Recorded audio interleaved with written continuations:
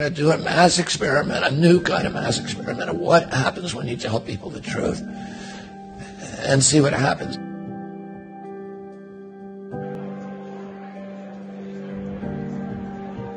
My job is to tell people the truth, and if Americans have an appetite for that, that I will be president.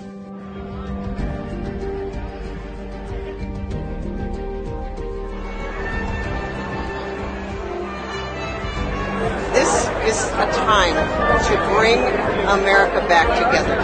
We have been torn apart, and if anyone can bring it back together, it's the Kennedys.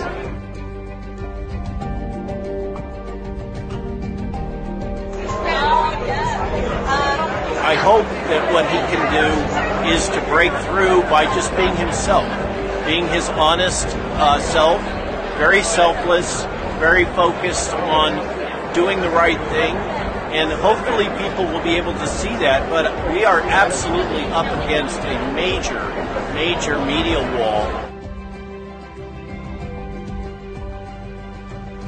The reason people were having fights with their family is because the families were being lied to about information and believing some family members believed the lies, some did not. And that causes the polarization, and it amplifies the vitriol, and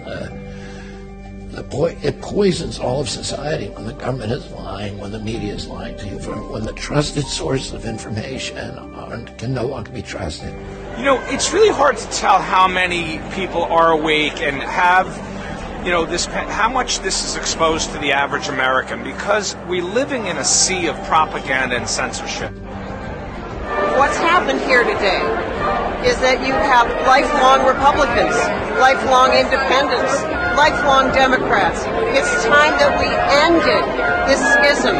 The people standing here today do not identify with any political party. We identify with unity, with health, with freedom. That's what's important about today. My husband, Robert F. Kennedy Jr., is going to come out and make a very important announcement. Are you ready for this? The next President of the United States, Robert F. Kennedy Jr.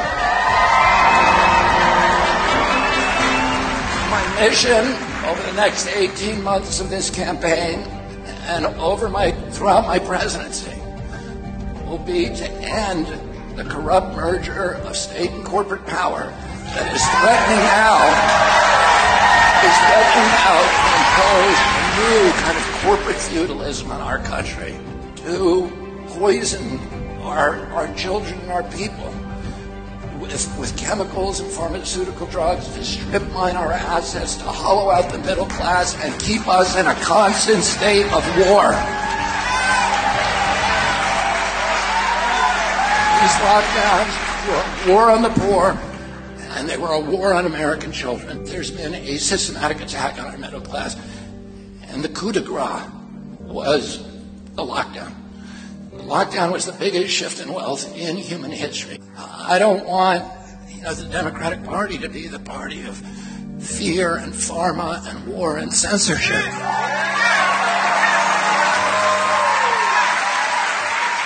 55 years ago last month, I sat as a 14-year-old boy behind my father as he announced his campaign for presidency of the United States.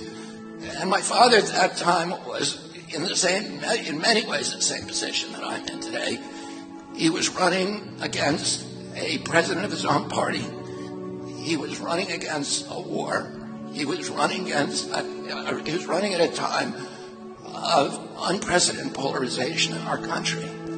And he had no chance of winning.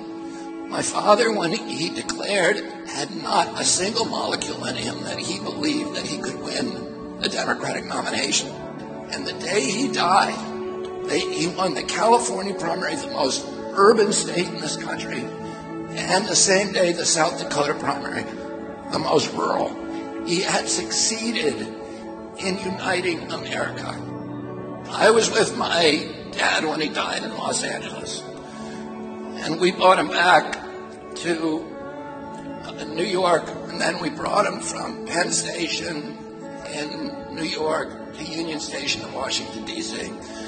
Normally that's a 2.5-hour train ride, but it took us 7.5 hours because there were 2 million people on the tracks. And that I will never forget as a 14-year-old boy what I saw from the windows of that train that day.